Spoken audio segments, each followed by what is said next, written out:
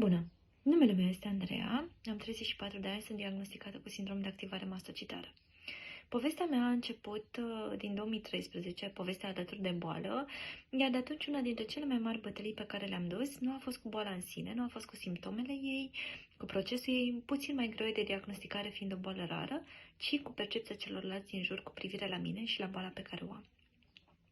De multe ori oamenii spuneau că nu se vede că ai avea ceva, dar ca orice boală cronică, de cele mai multe ori durerile sunt în interior. Chiar dacă la mine uneori mai apăreau reacții anafilactice sau reacții cutanate și se mai vedea și la exterior. Dar de cele mai multe ori încercam să mă feresc de ochii celorlalți când se întâmplau lucrurile acestea, tocmai ca să nu fiu judecată. E ușor să judeci, e ușor să pui o etichetă, mai ales pe un om care deja duce o bătălie pe care ceilalți de multe ori nu o văd. Uneori când spui că mă doare, mi-e rău, ceilalți pot să fie destul de indiferenți. Ceilalți pot să nu te creadă, ceilalți pot să îți spună diverse lucruri care de fapt să-ți facă bătălia și mai grea.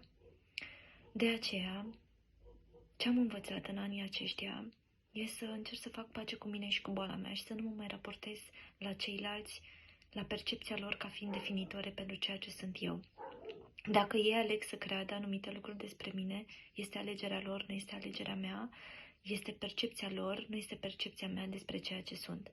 Boala poate să aducă bucurie, boala poate să aducă și durere și este absolut normal. Nu este normal ca ceilalți să judece cum ar trebui tu să răspunzi în fața bolii, ci să-ți fie suport. Înconjurați-vă de oameni care vă iubesc, de oameni care vă înalță, de oameni care cred în voi, de oameni care văd mult mai mult decât ceea ce sunteți voi definiți printr-o boală. Văd personalitatea voastră, văd realitatea de a fi om, realitatea voastră. Fiți puternici, înconjurați-vă de oameni minunați, pentru că în acel moment boala este mult mai ușoară, în acel moment lupta este mult mai ușoară.